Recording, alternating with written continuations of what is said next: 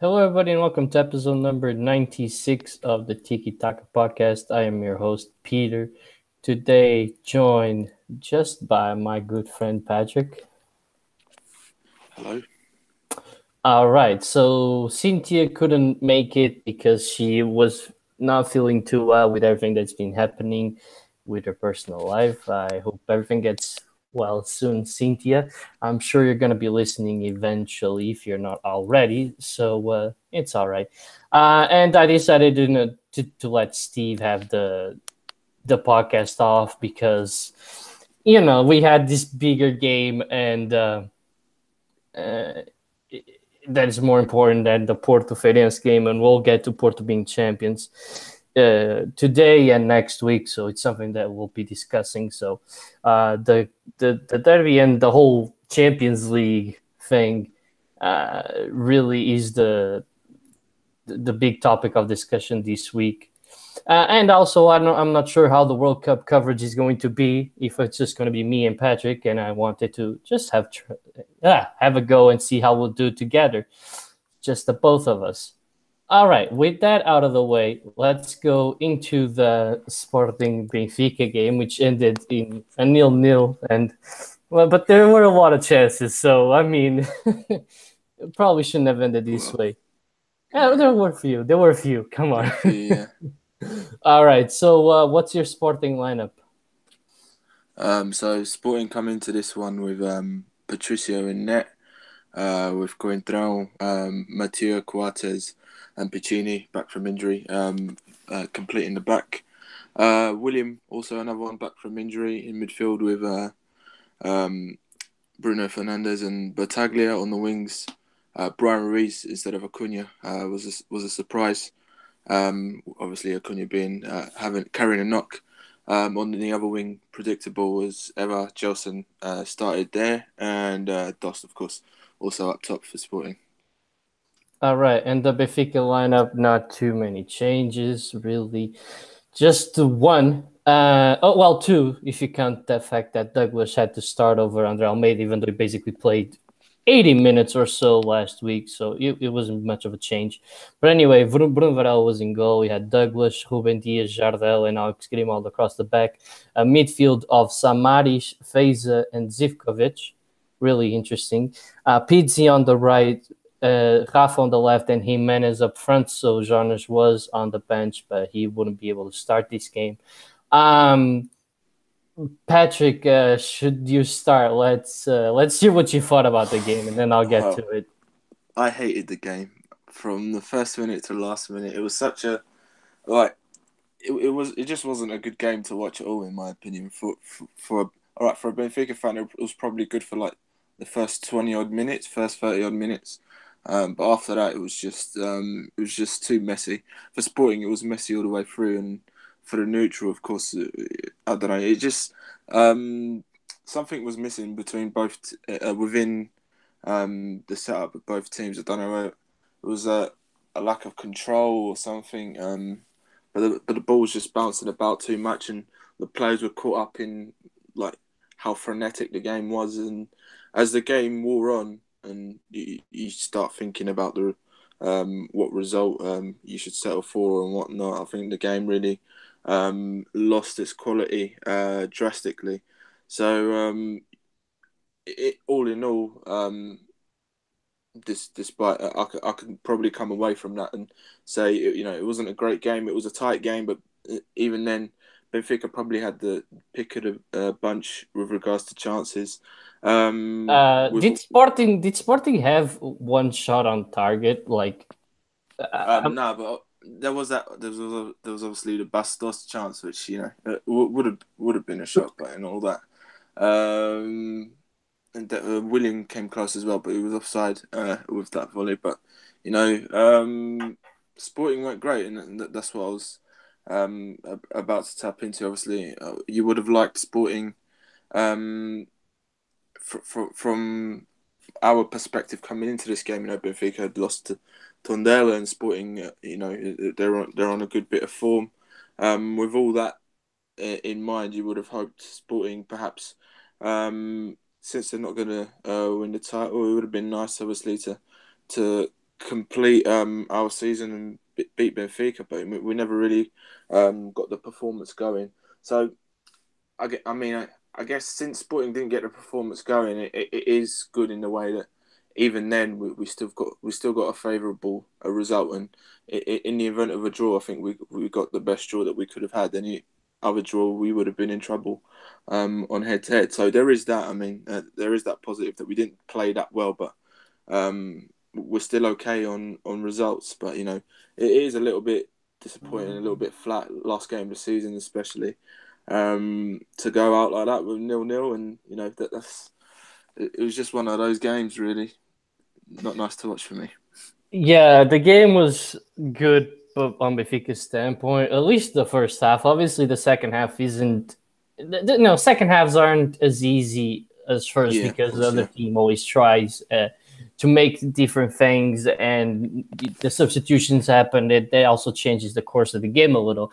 But it was. I mean, I want to say it was all Benfica, but in terms of opportunities and everything, it was basically just us. Obviously, Sporting had the chance with Bas Dos, but I mean, besides that, they went forward and dangerous crosses and all that, but nothing clear cut. And Patricio had to make a lot of big saves. One on Rafa, especially with that shot from outside the box. Uh, yeah, if he could press a little bit, they pressed a little bit, and it was just an overall decent performance. It wasn't great because we didn't score, but again, the chances were there. And the most frustrating thing is that this is the second game that we had against Sporting that we were clearly superior. And if we would have gotten those 6 points, we would still be in it. And we deserve to get the 6 points in both of those games. And they're coming up with only two. That's the most frustrating part as a Benfica fan. Some of the positives that I also have from the game was that PZ playing on the right is definitely much better than playing in the middle, simply because he just doesn't have the the spotlight, so it's much easier for him to make a couple of mistakes and not be as noticeable as in the middle of the field. Um, and I also thought that Douglas, if he wasn't the MVP, he was really close because I thought he had a very, very good game. yeah, he did, yeah, And it's one of those things where it kind of bothers me that he just didn't play more because I know that he's not the best defender. By all means, he got completely destroyed by Marcus Rashford. But if he would have played more consistently in the beginning of the year, maybe those some of those mistakes would have been erased. Obviously, some fans say, "Hey, you're going for the Pinta. You're not supposed to groom these guys." But sometimes you have to, and I just would have liked to see what Douglas could have done throughout the season. Not that Almeida was bad, but just he brings something else, and just his ability with the ball at his feet, he just looks so comfortable. So that would have helped Benfica definitely throughout the season. Um, but yeah, I mean, at the end of the day, it was a game where Benfica should have won, had to win, and they didn't. But it's not nothing's lost. I mean, Sporting is going to play against Marítimo in one of the toughest games of the season, and it's not a gimme that they'll win there. So. Uh, yeah. uh, It's difficult. Obviously, we saw what Maritimo did to Porto, even with 10 men. It should be a different game. Sporting got different ideas to offer than Porto have, but when it goes down to the wire and the pressure is on, you never know. And certainly, if we're going to look at the results head to head, Benfica host Moreirense, and I think that's more of a that's more of the comfort zone you want to be in going into the last game of the season. But Sporting just got to keep focused on themselves, get the right result going into that last game, and I think we'll be all right. But for sure, I think Benfica should really defeat Morenes. Sporting is a little bit. There's a little bit of doubt around that game for me, but I'm hoping they can bounce back from this 0-0 and do themselves justice. mm-hmm. uh, by the way, I don't know if you remember, but way back somewhere in the middle of the season or early beginning, I said that I didn't want Benfica to play Moreirense in the final game of the season because last time they did, they weren't champions. And guess what happened? So I'm going to go ahead and ask the league for Moreirense to never play Benfica in the final game of the season again because I'm starting to think there's some kind of connection there. Oh, uh, by the way, Cynthia said that she's kind of scared with our own record to play against Moreirense, but I mean, come on, it's not like you're going to draw points at the lose twice in a row. That would be extremely difficult.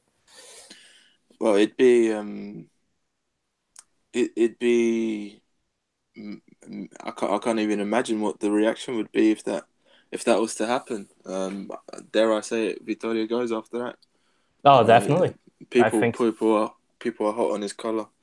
And it's amazing. It's amazing how like you know me. I've defended Rui Vitória already on this pod. I think he's a decent manager, and based on what he's achieved at Benfica, he should definitely be able to stay. But it's amazing how um, our tolerance, or as fans, their tolerance of a manager can weigh on just one result like this against Moreira, where a situation where, for example, so many things can happen that are out of the manager's control. A player can make one bad decision, or a referee can make a bad decision, and the manager can do nothing about it. Should that all culminate against him, and the pressure is too much, and the club make the choice to chop him off, you know, it's weird how football works like that sometimes. But um, for sure, it's a situation that could happen. Since you're talking about Rui Vitória, I mean, I gotta ask you because Benfica wasn't superior in the 90 minutes against Porto. Yeah. Benfica was decent against Porto at the Dragão for the first half. But against Sporting, both games they were superior for the chunk of both games. And how does that really make you feel that JJ twice really didn't offer anything to the game? Both games, Sporting needed a draw or would have been happy with a draw. That ended up being what they got. But really, in both games, they got completely outmatched. Now, how do you feel about that? Um, well, we have to look at the circumstances as well. Obviously, the first game, Sporting come in and they take the lead early. So obviously, from that point onwards, you know, Jesus is on one to lock the result down and to try and be as disciplined as possible. And what really worried me was Sporting were anything but disciplined. And the way they invited Benfica on and how messy they were at the back, I'm really surprised that Sporting were able to walk away from the Stadio de Luz with anything. But I think it's one of those games where if Benfica, for example, if they go and get the equaliser or perhaps go 2-1 up a lot earlier, then I think the dynamic of the game changes quite should change, and Sporting obviously put up more of a fight. I think what happened in both these games is Sporting found themselves for pretty much the entire duration of both games. They found themselves in a favourable position, which was A, defending a 1-0 lead away, and B, defending this 0-0 draw, which on head-to-head looks good for us. So it was just one of those things. I think if Benfica managed to get their goal with time, I think we see a different Sporting, we see a different reaction. But since they weren't able to do that, then Sporting were able to chill in this zone of, I don't know, like just just that performance that obviously makes Benfica look more dominant than Sporting. Come the end of it, it's just one of those things. So with that in mind, I'm not too disappointed. Obviously, I want to see Sporting go into a game against Benfica, big occasion, and really get the people talking like, wow, Sporting played great and all that sort of stuff. A bit like they did against Porto in the cup. That's what every fan wants from their team. But we're playing with results and mathematics and all that, and we have to take that into account as well, and be willing to sacrifice a performance here and there for the right result. We'll see whether it was the right result for us coming in the season with what we can do against Maritimo. Would you say that Sporting got the luck that Benfica didn't get against Porto?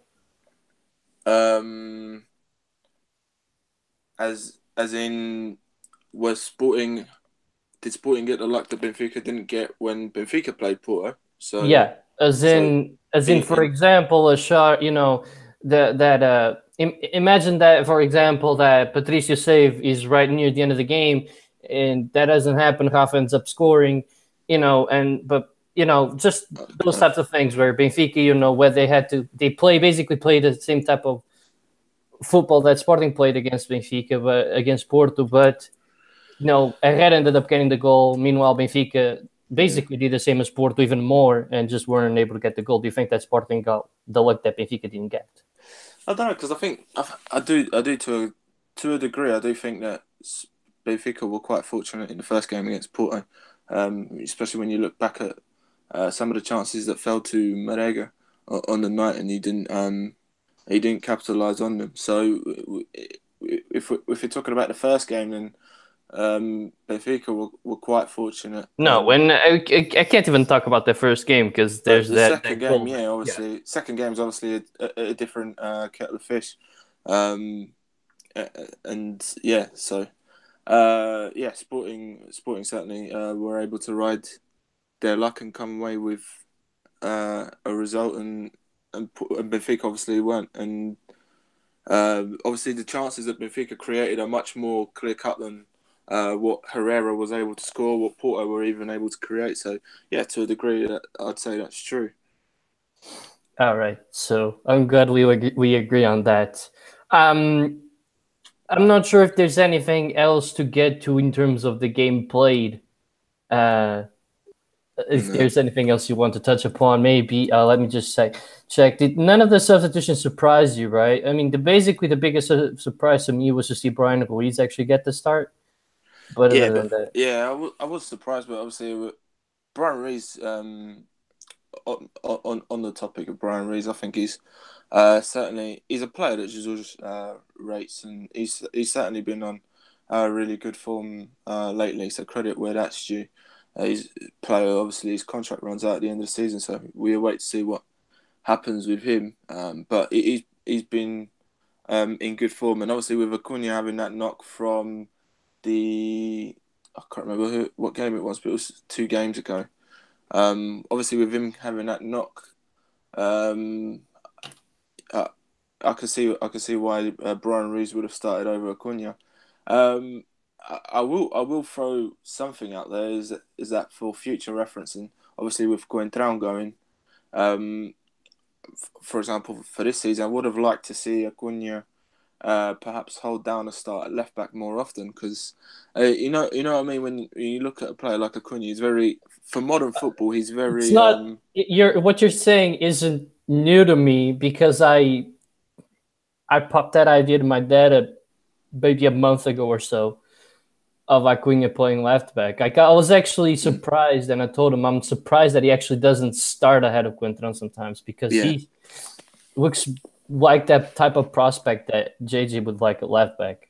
Yeah, I mean, Coentrão was great for the first half of the season, especially, but second half of the season, physically, he struggled a bit. There's certainly more games where you see him having to come off early, and sometimes it's a bit irritating to see like one change go to waste just like that because Coentrão, is unable to cope as well. But he has been brilliant for Sporting, obviously, who in the past has had problems filling in that left back role. But I think Acuna brings a little bit more. He's a little bit more dynamic. He's up and down that flank more readily than what Coentrão can be, and he's got that bite to him as well, which it will stand him in good stead at the back. But furthermore, he's like when you look at a winger, I think the modern day winger is something closer to like a Gelson or something a little bit more playmakery like Brahimi or Mm-hmm. Servi.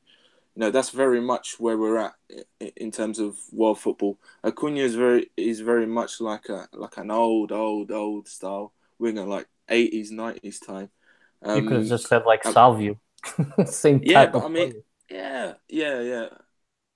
yeah, They yeah, are. They're like more Salvio, of the but guy that likes to cross and sometimes cut inside and yeah, shoot. get chalk on your boots and that sort of stuff. Yeah, so I think what we've seen a lot of, for example, Ricardo at Porto, he's a little bit in that mold. He's a right back essentially. So a lot of those players are being told to hang back. I would have liked to have seen Acuna like be given a crack at that for a longer duration of the season. He has played a few games there, obviously covering for Coentrão when the changes are made and all that. But I think he could have brought something this season from that position. He's definitely fast. Not super fast, but he's fast enough and he's strong and physical. He's a very Yeah, physical player, so he fits that. He yeah, fits that mold, and he's definitely more complete than Coentrão. So yeah. He can be a bit rash sometimes, obviously, and yeah, he's a hothead. But you know, no um, surprises there. yeah, Latino blood and all that. Exactly. But yeah, I think he has all the makings of someone who can certainly fill in that role. One thing I would say is obviously coming into the Sporting coming into the Benfica game, Sporting brought back Mathieu, they brought back William, and they brought back Piccini. Um, and I was thinking to myself during the game actually whether um, that was actually a good thing to do. Obviously, Mathieu was important because Sporting was short at the back. But William, obviously, everyone could see that that wasn't really William. That wasn't William anywhere near his best, and he struggled quite a lot to keep up with the pace of the game, as messy as it was. And Piccini was another one that I don't think really ever was able to project his the input of the pass that he was producing pre-injury. Um, I think Jesus probably. At least with Rostovsky, I think Jesus probably made a mistake and should have played Rostovsky because that's another outlet in attack that Sporting would have had another option going forwards, and we missed that against Benfica. So yeah, there's that. Hmm. I agree with you. William was definitely not the same player, and that was noticeable. Piccini wasn't that good, but Benfica with Rafa on that side are actually more difficult to handle than Servi probably because of all the diagonal passes Yeah, that they can make. So and I it's mean a that's little bit probably different. why he goes with Piccini in the end because obviously Piccini's more has appeared a bit more accomplished than Rostovsky. Rostovsky's more of an instinctive defender rather than someone who's there thinking about his defensive moves. I could see obviously why Piccini would have started, um, uh, especially against a winger like Rafa. But you know, I just think Piccini wasn't really at his best, and there was perhaps you know a little bit more involvement that we could have got out of someone like Rostovsky, who in fairness to him, whenever he's been called upon, I think Rostovsky has been perhaps the best backup that Sporting has. If we're looking from, if we're going through position to position, I think Rostovsky coming into right back is the closest, or that's the shortest gap we've got to our first team. I think Um, he might be better than Piccini. yeah, at Not times, right now, at but times I think that. At maybe times I think that. yeah, with a little bit more work. Yeah, I. he's not as good defensively as Piccini, but certainly going forward, he's a threat, and Mm-hmm. he's got a great engine on him too. Yeah, definitely. All right, so I think I don't need to highlight anybody else. I don't think there's anything else to talk about really in the game. Um, so we'll move on to, you know, we got to talk about a couple things. Yeah, it is what it is. And we want to start with the play, and I'm going from the top of my head. So obviously, if I forget something that favors Sporting, please do tell because I'm just going by the top of my head. But the first play, more controversial play, is the Rafa being taken down by Patricio and all that. Ball ends up hitting the post. Sporting clears it. The referee doesn't call anything. Do you think that that was the correct call? I'm gonna say I don't know. It's such a weird. It's not really like a. It's not really a classic like penalty case or anything like that. You don't really see um situations like that. I think it's a little bit like one of those that we had where Dost was taken down at, at Braga and Patricio punched someone when going for the ball against Bulnes. It's one of those, but perhaps a little bit more. I don't know. It could have been a penalty. It's just I'm not really sure. We don't because we don't see that many situations like that. It's a bit unclear. But it's certainly the contact's certainly there. Since you're saying she thinks it's not a penalty, the only reason why I believe there's a penalty is that, intentional or not, the fact that Patricia ends up taking him down, and he would have been able to get to the ball, would have not been taken down. It's I'm not not sure. intentional, but I think there's the case. I think you can make a case for it. Is that better? If he doesn't get taken down, I think there's a case that he could get to the ball. I don't know. I don't know about that. There's certainly contact, but I don't know whether he could. Because that's all very. I don't know.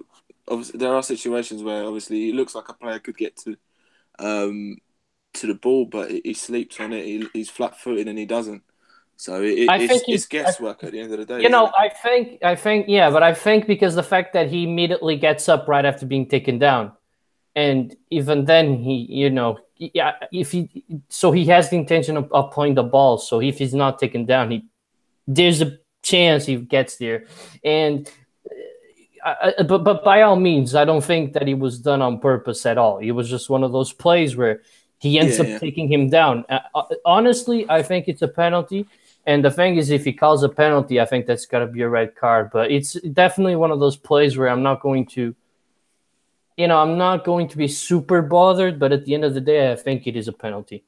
Um, then we had this play of I think it was Ruben Diaz on Matthew. Where he kind of yeah, had like his naughty hand on Matthew. yeah. To me, it's not a clear penalty, but you can certainly make a case for it being a penalty.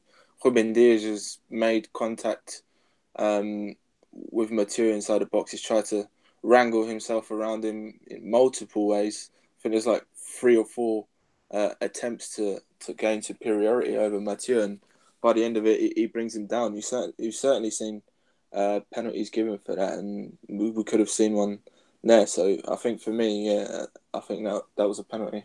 I think the one on Bas Dost is more clear, in my opinion, to call it a penalty. I'm not saying that this couldn't have been called a penalty, but I can Yeah, see both points. So I'm just gonna be like, okay, like he didn't call it, but he could have called it. yeah, Um, I'm not sure if I'm missing any more, but I think the next one would be the Bas Dost one, which I think it is a penalty. But I mean, Shista was right on it, and he didn't think it was one. yeah. I mean, obviously, his VAR team must have gone along his lines as well. And thought it wasn't a penalty, but I've seen them given again, like the Mathieu one. So you're always in that spot in between. If you've seen them given, then perhaps it should be a penalty and all that. So yeah, it was one of those. Yeah, it's But difficult. yeah, And I mean, to me, there's one play that isn't discussed enough where I don't know if it's a foul on William. Uh, the handball by William Carvalho, like inside of the box, where the referee, after William touches the ball with his hand, calls a foul on a Benfica player by pushing William. I don't know if that's as clear as people are trying to make it out to be, and there's a fair chance that that was a penalty. I can't recall that one. The only one I can recall that was handball. Was it Coates when Jimenez took a shot at goal and it was going in, but the referee had blown the whistle? That's the only one I can remember. No, but that wasn't it. But I don't think people talked too much about it, and that's the thing. Yeah, I haven't seen. I can't remember. But it was just basically one of those plays where the only thing that pisses me off is that he called an offensive foul after William handballs that's the more Yeah, annoying part. Also, Cynthia's already saying that the last play was the worst call. Yeah, it was. It's not a non-call. It was a call, so it's not a non-call. Cynthia, like, kind of got that wrong. But anyway, moving on. We'll get to all those red card plays after. Just the thing that the last play that I think had influence in the game would be the final play of the game. Obviously, I was heated and I said they robbed us of a goal. Obviously, they didn't rob us of a goal because he blew the whistle before. But that play is kind of, you can't really explain it, can you? I mean, yeah, but I mean, from Sporting's perspective, I mean, once the whistle is blown, that's it. Really, it's all in the referee's hands. But it's what I think referees have been. I'm not sure if referees have been advised to let play run. That's what I was going to say. Before actually blowing the whistle, which looking from Benfica's perspective would have been ideal, but it could. That's something that in the future, and there'll be situations. We've had actually situations like that where the referee has blown the whistle and not waited for VAR and ruined what would have been a legit moment. So yeah, referees certainly have to think carefully, but it's going to be something that should take time to get out of the system. Yeah, referees always got the whistle ready and all that. It's just so annoying because we needed and I'm not gonna say that it was gonna be a goal, but I mean the chances of Patricio being out of the goal, the ball would be swung inside of the box, and Benfica scoring would be high. And the fact is that you can clearly see on the replay that the Benfica player is like he's a player away from Patricio, so it shouldn't even cause that much confusion, and it should have just let the play go on. And because that's the good thing with the VAR, or I mean, I wouldn't say 99% of the times, but at least 90% of the times, you're going to end up getting the right call. So even if you get it wrong, that's okay. You can always go back. Yeah. And obviously, by blowing the whistle, what it does is obviously it induces that, because we never know. Had that whistle not gone, would the Sporting players have reacted and cleared that off the line, or would the ball have gone in? And you spark a whole new debate on that. So obviously, because Raul wouldn't have shot it if it would have blown the whistle. I don't think it would have been that stupid. Yeah. I mean, it would have been a great goal, but I don't think it would have blown. I don't think it would have shot it. Yeah, of course, yeah. All right. Then just getting to more of the physical plays. I don't know if you saw the ones that Benfica is complaining about, because I do know about those ones. I don't know.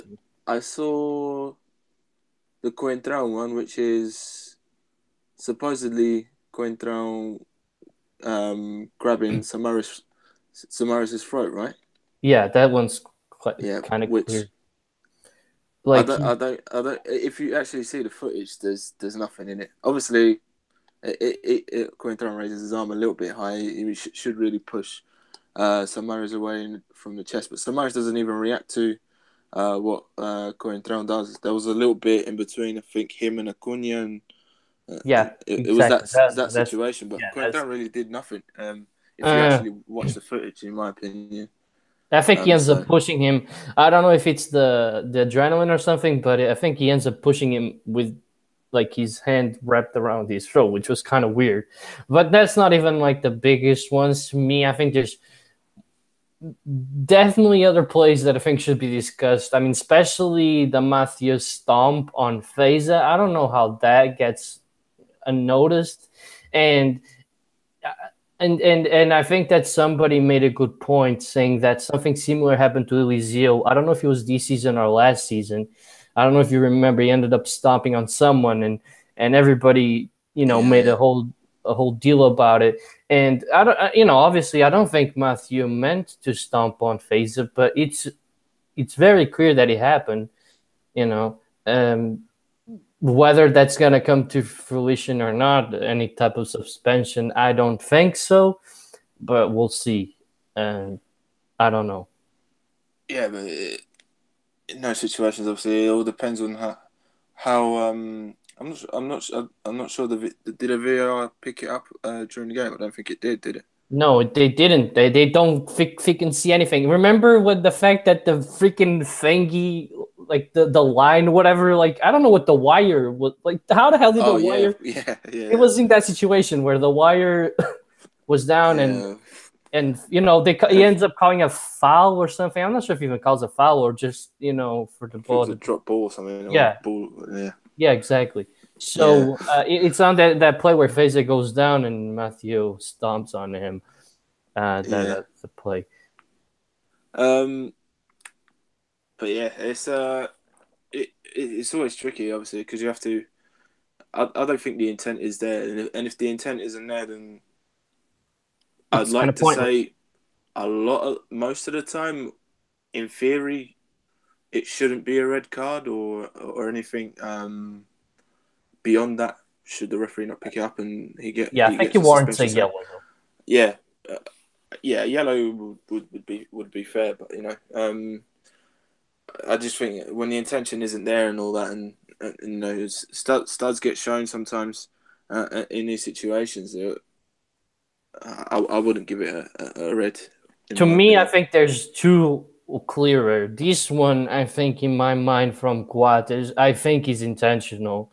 I don't know if you've seen it, but he stomps on Zivkovic. I'm not sure if you know the play that I'm talking about. And the only reason why I think it's intentional is when he goes and stomps on Zivkovic's foot, the ball is nowhere near him. So it's not even the case of he got there late.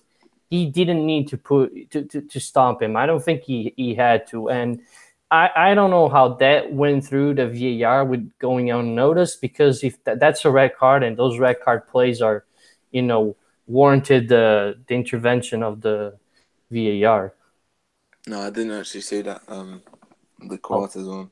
I'll find it and send it to you because uh, I think to me that's one of the clearest ones, and they should have done something about that one, in my opinion, much more than the Matthew one. Uh, I think this one is a lot clearer. While I'm looking at trying to find to see if I can find the video of it, the other one would have been um, Ruben Diaz on Gelson. Yeah, and I mean for that one, not to seem biased or anything, but um, there's there's a there's echoes of that, and I don't know if you remember, Ben Thatcher did one on Pedro Mendes in the Premier League like 10 years ago. Obviously, Pedro Mendes went flying, and force was a lot more behind Ben Thatcher's one, but it was similar to that, and it's just a needless challenge. Um, when you come in, what's the point of coming in with your elbow? Like Ruben Dias did. I think it was a silly thing for Ruben Dias to do. It could have got Benfica in trouble on the day, and I think rightly so. He's been given a 2-game suspension now for what he did. And it's a problem with Ruben Dias because he's a player who's obviously good, but he is struggling to uh, contain this physicality, which obviously you need as a centre back, but there are limits. And I think certainly Benfica can expect the controversy around everything that he does. To carry on and even be magnified in certain situations. He's really it's something he's got to work on managing from here on in. So on that play, the only thing that obviously the producers are gonna say that it was dirty and it was done on purpose. I genuinely don't even know if he realizes that that's Gelson, because I think he's trying to win he's trying to get in front of him. And if it's another, if it's somebody else, if it's someone maybe an inch or two taller, you would have hit him near the chest somewhat, and you would have been as clear cut as him getting, elbowed on the head. So I'm not sure if that was really intentional. I think it was just him. Obviously, it's a red card. I'm not debating that. I'm just not sure if he was, done with malice in any way. I think he's just trying to get ahead of the player, which in the case ended up being Gelson, which is clearly smaller than him. So he ends up getting the brunt of that elbow. I think it's just the way. To me, it's more. I wouldn't say he went out of his way to floor Gelson. I think it's more of how he plays on the edge. Ruben Diaz likes to, as I've said, he's very physical, and I think he just likes to go into challenges like this. He's not really thinking whether is this guy's 6 foot tall or this guy's 5'5" or whatever. He goes in the same way, and his objective is to win the ball and uh, win it with everything that he can do.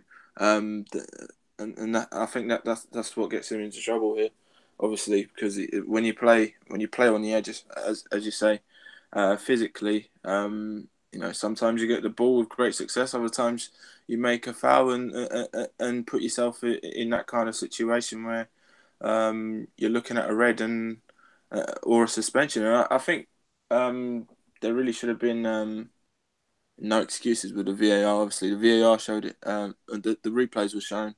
I think action could have been taken there and then, and perhaps if it is, then we've got a different game on our hands, don't we? Benfica playing with 10 men. I think that's perhaps the greatest disappointment from the whole situation.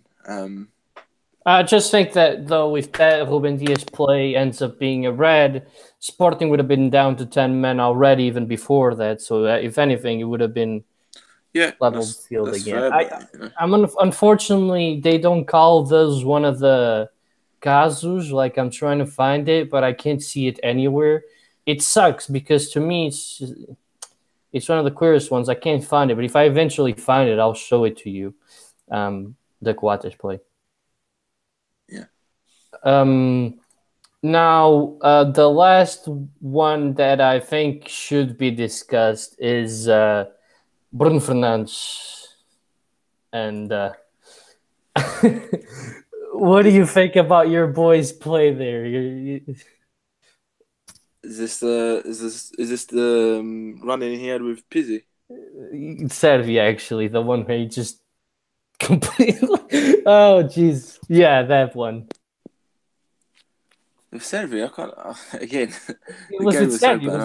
It's the same. It was that play that you're thinking about that he completely Oh, shoot okay, Servi. yeah. So it's not. It Oh, wasn't yeah, on yeah, Pizzi. yeah, It was yeah, on yeah. Servi. Yeah, well, yeah, that's a He yellow kicks card him. challenge, really. Well, that's the most how do you call it?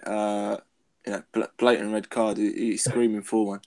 With a challenge like that, obviously, the guy's off and all that. And Bruno Fernandes, he had one of those games. Obviously, as I said, the game was it was a mess, really. And a player like Bruno Fernandes likes to have the ball at his feet.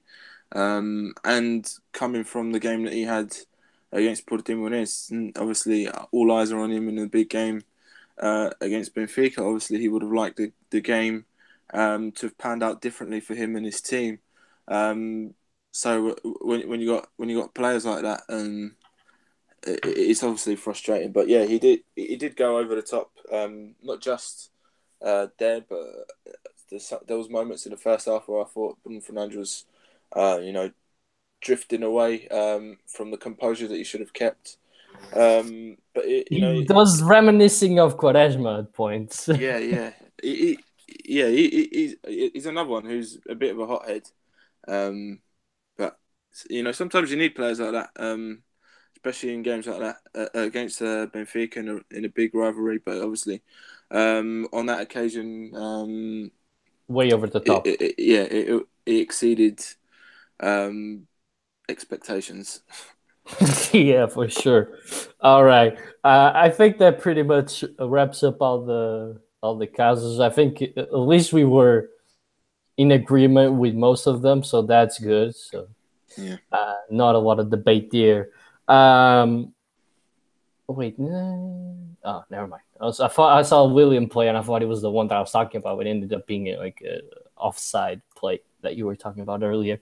Um, so at the end of the day, now we're leveled, same points. I don't know if it's like 76 or something like that, or something around that. Um, and the next week will decide everything. Yeah. I'm quietly confident, but I'm also quietly nervous. As I say, you got when you go to Maritimo Stadium, Benfica have dropped points there. Porto were very close to dropping points there. Benfica obviously dropped points there last year. They're not an easy team to beat away from home, and the key is there. We have to beat them, because as I said, I really do think Benfica will beat Moreirense at home. Um, but you got to back the boys, don't you, to get the job done. It's a massive game for either club, and I think that should spur Sporting on to get a win against Maritimo. Um, but yeah, for sure, it should be complicated. I'm just trying to have a look real quick at the most recent games. Uh, I'm just so just Maritim Sporting, 2-2 last year. Uh, 1-0 to Sporting 2 years ago. Wait, no, that was it 2015? Yeah, 2015. 1-0 was 1-0 for Sporting. 1-0 for Sporting. 1-3 for Sporting. Uh, 1-1. So either you guys ended up tying or narrow wins of by one goal. Yeah. So yeah, it explains the situation quite well, doesn't it? um, but I still think Sporting have got more than enough to turn up there and get the win and do it comfortably even. But we all know it's not always like that. So we have to be on our game. We have to be alert and working from the first right through to the last minute uh, uh, to try and get that result, because it will be complicated, and it's certainly one of those games where if you take your eye off the ball, you can be punished, and the consequences are obviously massive this time round. Yeah. So we'll see what ends up happening. The future is not literally, but virtually both of our hands. I know Benfica is depending on Sporting, but at the same time, they have to win too. So Yeah, both teams literally depend on each other. Um, all right. So with that out of the way, we should just mention that Porto ended up winning their game 2-1 against Feirense. I mean, neither of us watched that game. I'm surprised Patrick didn't. I'm not surprised I didn't, because I wasn't going to watch them celebrate the title. Nor will I congratulate them. Congratulating them on the podcast tweet was more than enough. But we got a couple of minutes to talk about this Porto team, and I don't know where you want to start with this. It was definitely a difficult year for all teams. But they just looked like they were the better team for most of it. yeah. I mean, I think the circumstances um, were more favourable for Porto in the end. I think obviously Benfica had their complications early in the season, and by the time they were catching up to Porto, they were in a situation of we can't afford to make a mistake, or we're out of it, and eventually that's what happened. And Sporting obviously started quite brightly, but there was a few blips here and there that eventually caught up with them, and as well as the Europa League and all that in between. Obviously, the game against Porto, in which Sporting lost, obviously in between all that, helped Porto gain some distance. So I think Porto's formula just worked the best, and every game that they came up against for a large period of time, I think they were having everything was going to plan, and that got them very far. I think the most impressive thing from this Porto team, obviously, is if we look at the Sporting squad and we look at the Benfica squad, we can pick out a few star players. I think Porto, what they've managed to do is, for example, they've managed to eclipse Brahimi's stardom a little bit, and it's a lot. It's a team now. I did feel that was coming together last year with Nuno Espírito Santo. I did think Porto were beginning to glue themselves together a bit. But I think because he sounds obviously a different character, and he's he's cemented that, and anyone that gets out of line, as some have done this season, I think he's coped with that very well, and got everyone steering in the same direction. I think in the end, you'd have to congratulate them because that's what got them over the line. True unification in each game, uh, and they took that theme on from the first to the last minute, and I think that's why they ended up on top. Uh, I think that Porto were the better team throughout most of the year. Um, and then obviously they capitulated at one point. They lost twice away, and Benfica took advantage of that. They were playing better. They looked like the better team at that point of the season, and I genuinely believe if Benfica ends up getting that tie, the draw would have been enough, and Benfica would probably be champions by now. But Porto ended up getting that little bit of luck that you always need to be Yeah, champion. And perhaps. Yeah, but then again, you also got to look back at what Benfica had done in once the season had kicked off. Along the lines, there's learning points for obviously for Sporting and Porto, Sporting and Benfica who finished behind Porto. well, Um, yeah, we definitely started off the season on the wrong foot, and those 3 points lost at the best were extremely crucial. But I don't know if it matters as much how you start, more like you finish. Not to be one of those catchphrases, but the truth of the matter is that we started off the year poorly. Porto dominated 3/3 of the year, but if Benfica ends up getting that result at the Luz, they're most likely champions, even with Porto dominating 3/4 of the season. So uh, well, just to counter your point a little bit. we never know. Obviously, it could do because obviously football is very. I do believe football is a psychological game, and Definitely. no matter how good you are, obviously there are moments where a team can go downhill essentially, and obviously when you look at what Porto, as you mentioned, there was the two away games that they end up losing. If Benfica are able to ramp up the pressure just a little bit more, it would be interesting to see what, for example, what Porto um, would have up their sleeve, whether they'd have another loss in them or anything like that. Certainly, from that point of view, if we're talking psychologically, it definitely helps. Your results towards the end of the season definitely seem to matter a lot more. But we can't take away from the value of the points that are lost throughout the entire duration of the season, and ultimately that's what that's what makes the table at the end of the season and decides the winners and the runners up. Hmm.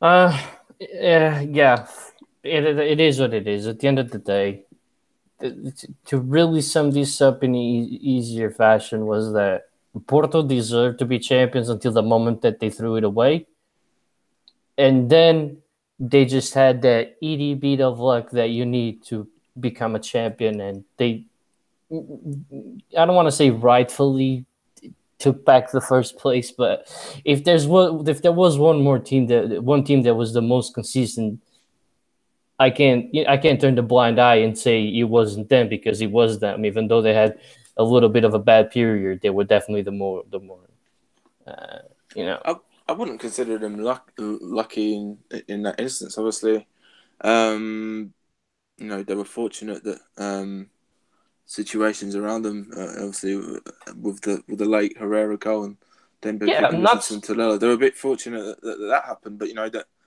They created those opportunities yeah, too. they I'm not. they put themselves in that situation for that to happen as well. So Yeah, um, yeah. I'm not discrediting that. Not at all. Not at all.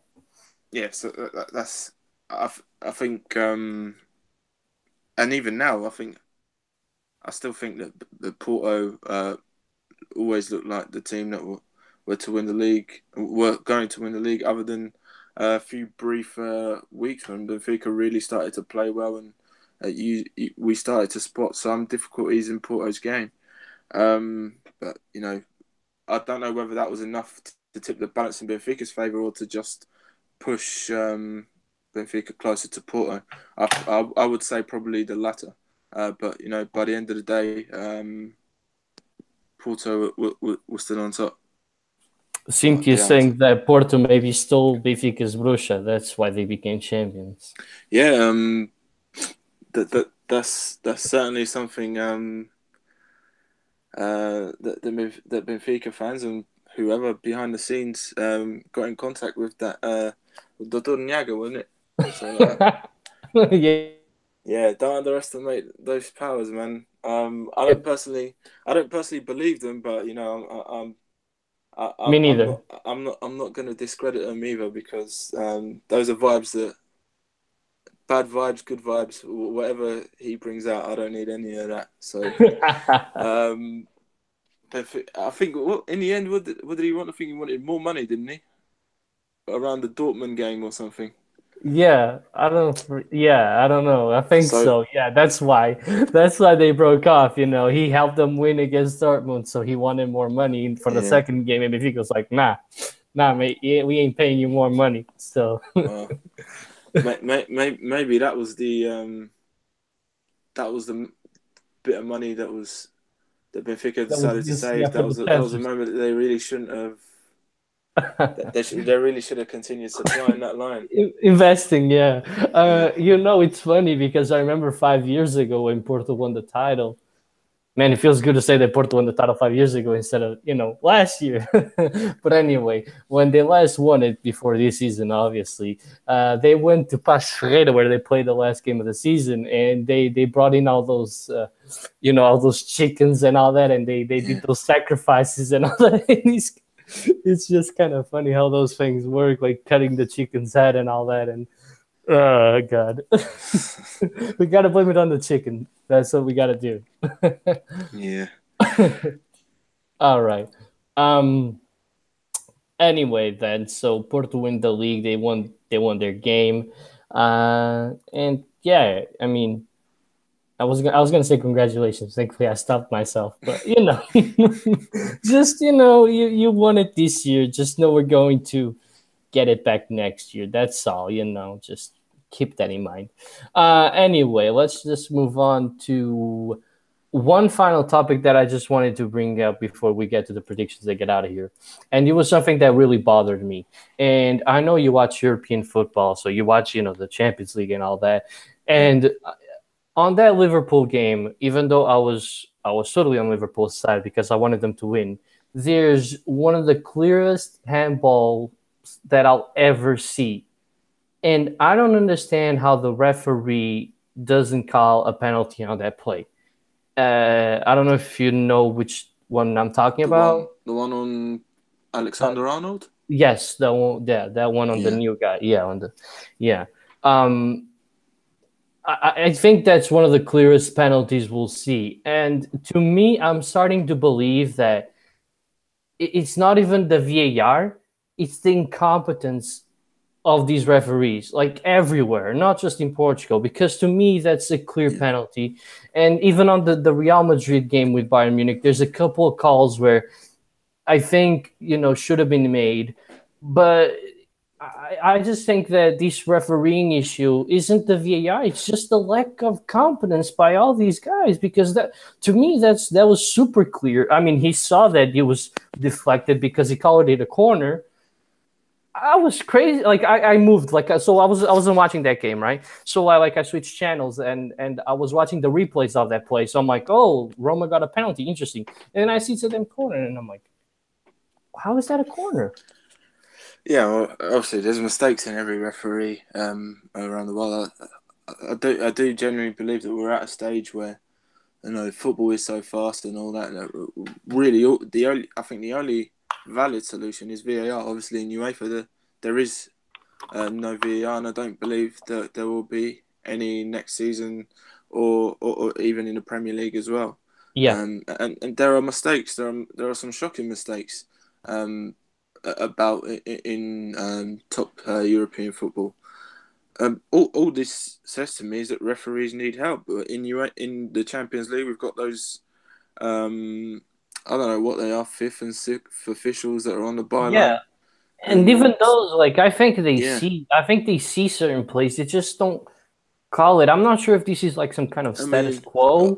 like the classic one was obviously closer to home. The classic one was obviously when Sporting played Schalke And the ball uh, hit about three Jonathan's seasons ago. face. Yeah, I mean that was a ridiculous call, and really, I don't know. Obviously, I can understand that people have a gripe against the VAR because okay, we might waste 2 or 3 more minutes, and the game is always stopping in situations where perhaps we can tell that nothing's gone on here or something has gone on in seconds, but the referee takes 2 3 minutes and all that, and sometimes the right decision doesn't get made. But I, I I come from the standpoint where if we put footage in front of a referee, and even with the footage, the referee is getting the decision wrong. Imagine him more often than not without footage. I think, I don't even know if it's just the stubbornness of changing the play too, of the outcome of the play. Sometimes it's that too. yeah, And I'm not against the VAR now in the sense of time. It's just because I'm seeing all these mistakes pile up, and to me they look like amateur mistakes. Obviously, some of them are extremely difficult, and the VAR helps a lot. But I'm seeing some mistakes that are so blatant that it just makes me wonder if it's just the fact that these referees just aren't as good. Because obviously the VAR helps, but there's just some of these plays where I'm like, you tell me, because sometimes in the radius of, I don't know, like 20 meters, maybe even less, there's three referees and none of them can see like a penalty or something. Because we're talking about the linesman, we're talking about the referee in next to the goal, and we're talking about the referee. So how the hell does three guys sometimes can't see one of the most blatant plays ever? yeah, You know? and there was another handball, obviously in the Bayern Real Madrid game with Marcelo as well. So you can add Yes, that that to the was list. also extremely clear. Yes. Yeah, so yeah, it's just one of those things. I think for sure. I don't know if I'm not um old enough to remember how far this has gone, but certainly for about 10 years, I've been saying to myself that well, like referees are either really bad or this is a really difficult job, or perhaps a mixture of both. And for sure, they need some sort of help. I think we're slowly giving them that help, but I think what we don't need is a situation where obviously some people are in favour of VAR, some people are against VAR. Because I think it takes the sport backwards. I think the VAR will be able to, for example, this Trent Alexander Arnold's situation. I think with VAR that gets sorted out, and Roma have a tie on their hands. That they can very well come back and perhaps defeat Liverpool, and we've got a different final to look forward to. This is history that these decisions are preventing. Um, and for See, the yeah, fairness of the and that's game, what I it's agree. really annoying to see. And that's what I agree with you.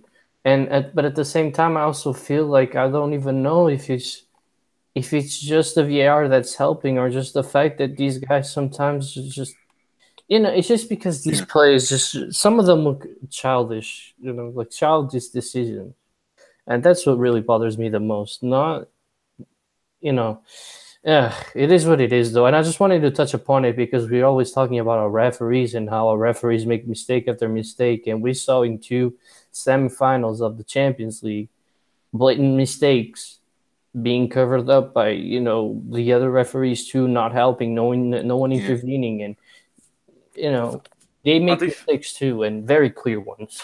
I do think what the frequency perhaps is higher in Portuguese league, and that's obviously perhaps obviously there's this whole catalogue of issues relating to referees and bribing and all that, and obviously all that weighs on the minds of everyone, not just the referees, but you can see it in the body language of the players when a decision goes against them, debatable or not. You know that they're right on the referee's collar, and so are the fans. So it's a very delicate situation in Portugal. With all that pressure, I think that pushes referees also to make the wrong call sometimes. Um, but then again, I think with regards to referees, we're looking at um, it is a difficult job at the end of the day. Um, be it a linesman, be it just a referee, it's a difficult job, and they definitely need help. All the help they can get. Mm-hmm. All right. Now, with that out of the way, I don't know if there's anything you'd like to discuss besides this, because we didn't get any questions. I checked and we didn't get any, so I'm not sure if there's anything else that you wanted to touch upon today. Um, no, I think that's it. I think we've covered the situation at the top quite well. All I've right. got nothing else to add. Yeah. I just really wanted to touch upon that because I felt like it was really clear, and I know we don't usually deviate to European football, but I felt like this was needed. Yeah. Um, All right, so let's get to predicting the results of this week's game. So let's start with the least interesting one. So Porto play against Guimarães in Guimarães. What are you thinking, Patrick? I think they sign off with a 2-1 win. All right, I close to my prediction. I say 3-1. So Yeah. yeah. Uh, so let's move on then to Sporting Marítimo. I liked when you were going through the results and you said 3-1, so I'm picking that one out and saying 3-1 Sporting. You naughty naughty boy. Well, okay, I'm going different. I'm going with the same result as you, on the on the Porto game, but backwards. Marítimo win 2-1. Ah, okay, okay. I see where this one's going. All right. What's Benfica Moreirense? I say Benfica gotta win this one. They might do it in style with a 4-0 win to cap off the season. Yeah, I was thinking 4-0 as well, but I'll go down one and say 3-0. All right, 3-0. So you heard it from Patrick, 3-0. But I think my result against Maritim is gonna be the one that's gonna be correct. You just watch Maritim win that game. It is. You'll see. You'll see. Um, both games are at the same time, right? Is it at 6? Um, are all the games not on at the same time? This No, there's a couple that aren't. Only the ones that matter one's for in the the balance. table. All Yeah. right. So yeah, Uh, obviously it's yeah. Benfica and Sunday at Sporting 6. should be. Yeah, yeah, it is. So you'll be talking about your Sporting. I'll be talking about Benfica next week. So no, and I won't give you any takes on Sporting. So you should be happy about that. Just Okay. messing. Yeah. You're not going to give any takes on Benfica too. So so I win too. Yeah. Just messing with you. All right, so we'll see you guys next week. I'm not sure if Cynthia's gonna be on that one. Obviously, Bruno is away in Portugal, so wish him a happy time here. Yeah. With that said, we'll see you guys next week.